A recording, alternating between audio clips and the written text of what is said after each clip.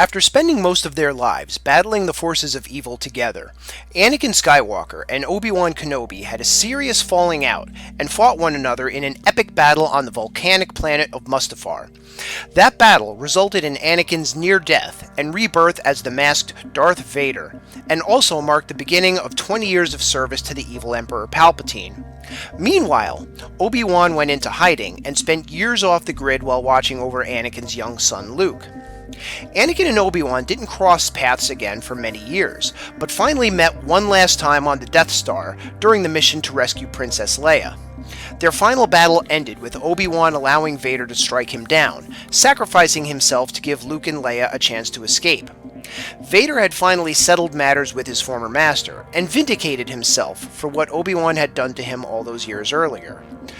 Of course, facing him at all was clearly not something Vader had expected when he got up that morning. It had been close to 20 years since Mustafar, and Vader had seen no trace of Obi-Wan in all that time.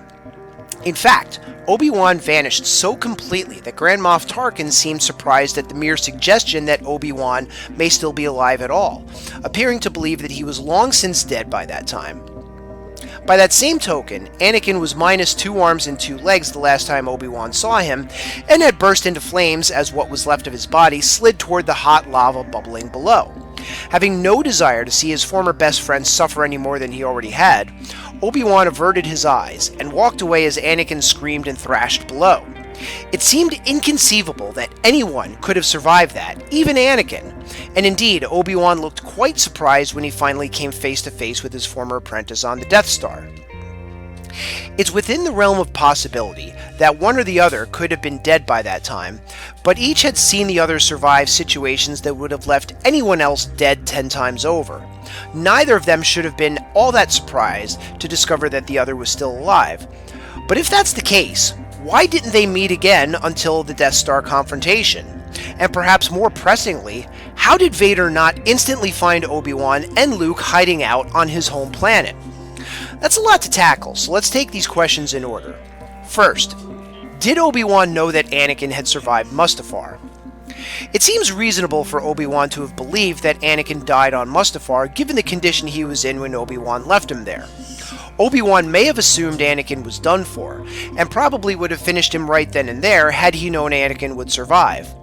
Obi-Wan was more than happy to put that confrontation behind him, and his exile would give him plenty of time and breathing room to think on what had happened. Of course, the flip side is that his exile would also pretty well cut him off from any word about what was happening in the galaxy beyond Tatooine. Remember, the whole idea behind bringing Luke there in the first place was that it was a remote location outside the Empire's immediate field of vision. That also placed Tatooine outside the typical reach of news about current events. So it's possible that Obi-Wan was so cut off from society during his exile on Tatooine that he never found out Anakin survived, or at least didn't for a really long time. Now, all that being said, it's probably unlikely that Obi-Wan was caught completely unawares when he ran into Vader on the Death Star. We don't know that Obi-Wan never left Tatooine after the fall of the Jedi, and if any of his few remaining friends were in a tight pinch, it's pretty likely Obi-Wan would have taken the chance of a brief trip off-planet to help them out.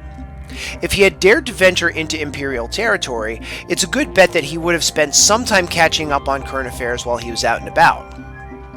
Once he did, he would have discovered that Emperor Palpatine suddenly had a new, masked enforcer who happened to have an extremely strong command of the Force working for him. At that point, it would have been much of a stretch for Obi-Wan to do the math and figure out this mysterious warrior's true identity. The odds that Obi-Wan genuinely had no idea Anakin survived until facing him on the Death Star, or even shortly before that, are pretty slim. Now, did Vader know that Obi-Wan was alive and still out there somewhere? Now, the only reasonable explanation why anyone might have thought Obi-Wan was dead by the time the original movie happened is that he would have been old enough to die by natural causes. Not that he was especially old. He was only 59 years old at the time Episode 4 happened, but that's still old enough for a freak heart attack or something to claim him. But while that may seem reasonable to anyone without knowledge of the Force, there's no way Vader would have been satisfied and left it at that. Unlike his former apprentice, Obi-Wan walked away from the battle on Mustafar in one piece. He was nowhere to be found after that confrontation, but Vader wouldn't have doubted for a minute that he was still out there somewhere. Even after tearing the galaxy apart looking for his former master, Vader would have never found anything to indicate that Obi-Wan was dead, and would have expected to see him pop up again someday. Until then, he would have lived with the certainty that Obi-Wan was alive, and that they would do battle one more time before all was said and done. While Vader couldn't be 100% certain of this, all his instincts told him that he was, and that was probably good enough for the Chosen One. But if he had a pretty good idea Obi-Wan was alive, and Obi-Wan found out what had happened to Anakin, why did it take 20 years before they ever met again? Well, that depends on a few things. First being, did Vader ever go looking for Obi-Wan? Now, I can guarantee you he made a point of it, given everything that had happened between them. In fact, squaring matters with Obi-Wan was probably the #1 item on Vader's list of things to do before he died, right above a trip to Disney World and climbing Mount Everest. In fact, hunting down and killing any Jedi who survived Order 66 was essentially his entire job after the Jedi Purge. Once he was sufficiently recovered after Mustafar, it's almost a lock that finding Obi-Wan was the first thing he would try to do. He spent years exterminating what little remained of the Jedi Order at the behest of the Emperor, and nothing would have made Vader happier than adding Obi-Wan, and Yoda for that matter, to his kill list. Unfortunately, tracking him down didn't turn out to be an easy job since he never found him. We'll get to the reason that may have been in a bit, but suffice it to say that Vader found it hard to live with the fact that he couldn't find Obi-Wan. That's why, when he first sensed his former master on the Death Star, the first thing he did was force a confrontation. Of course, that confrontation only happened because Obi-Wan essentially handed himself to Vader, but it's possible that there were other times during his exile that Obi-Wan could have found himself in a similar situation. So, did Obi-Wan ever put himself at risk of being discovered by Vader? Well, when Obi-Wan volunteered to take Luke to Tatooine and watch over him, we never saw any indication that he left the planet until he took Luke in search of Princess Leia. That doesn't mean he didn't, and with the recent announcement that an Obi-Wan television series is in the works, it seems like all but a lock that some kind of action occurred during the years between episodes 3 and 4 that may have taken Obi-Wan away from Tatooine for some period of time. Now, exactly what kind of crisis might have been serious enough to drive Obi-Wan to leave Luke unguarded for any length of time isn't clear. It could have been something that posed a danger to Senator Organa and Leia, or perhaps a fleeting chance to destroy the Sith, but not much else would have hit so high on the emergency scale. Given how important Luke's safety was, it would have had to have been a major life-or-death emergency to force Obi-Wan back into action. Whatever the case, there was always the chance that any excursion off of Tatooine could have caused him to pop up on Vader's radar. Whether sensing him through the Force or seeing him on security footage, if Vader discovered Obi-Wan's whereabouts, he would have come for him. If Vader found out where Obi-Wan had been for all those years, it very well could have led him right back to Luke, and then the jig would have been up. Speaking of which, let's answer one of the biggest burning questions in Star Wars history right now. Really? In all those years, how did Vader not figure out where Obi-Wan and Luke were hiding out for all that time? Well, when Yoda decided that Anakin's twins needed to be split up and hidden from their father, he gave Leia to Senator Bail Organa, who would adopt her as his own and raise her on Alderaan. That made perfect sense since Anakin had no connection to Alderaan to begin with. On the other hand, Yoda's plan for Luke seemed so insane that it made you wonder whether Yoda wanted Vader to find him.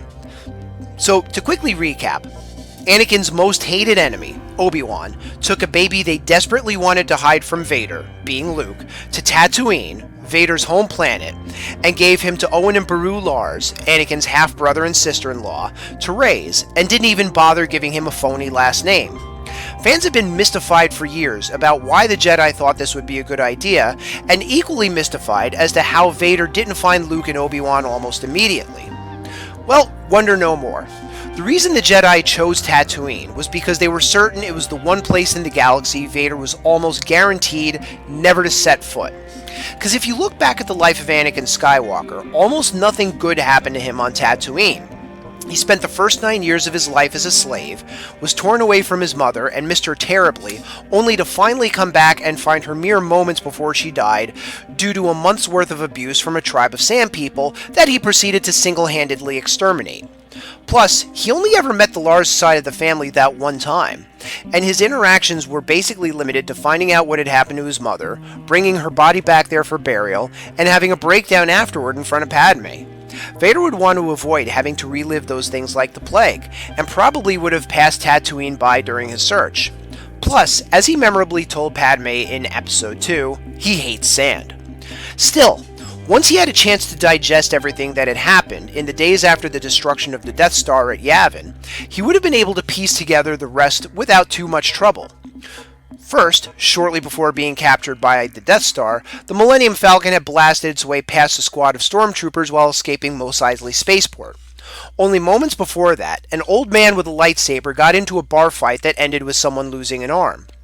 That same old man was traveling with a kid who matched the description of the kid who rescued Leia from the detention center. The droids that Leia had jettisoned from the Tantive 4 landed on Tatooine not far from Mos Eisley. Stormtroopers had tracked the droids to the home of his stepbrother and sister-in-law, whose home showed signs of a third occupant who is nowhere to be found.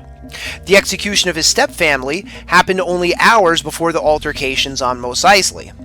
Knowing all this, it wouldn't take much for Vader to connect the dots and figure out exactly who Luke was and where he and Obi-Wan had been for all this time. It would have taken even less time for him to start kicking himself for not thinking of all this years ago. Thanks for watching this video, and as always, I'd love to hear your thoughts, so please leave them in the comments section below, as well as your thoughts as to why it took so long for Obi-Wan and Vader to meet again. If you'd like to support the Star Wars Wavelength channel, please click subscribe so you can check back in whenever new videos are posted. Thanks again for watching, and may the Force be with you. Always.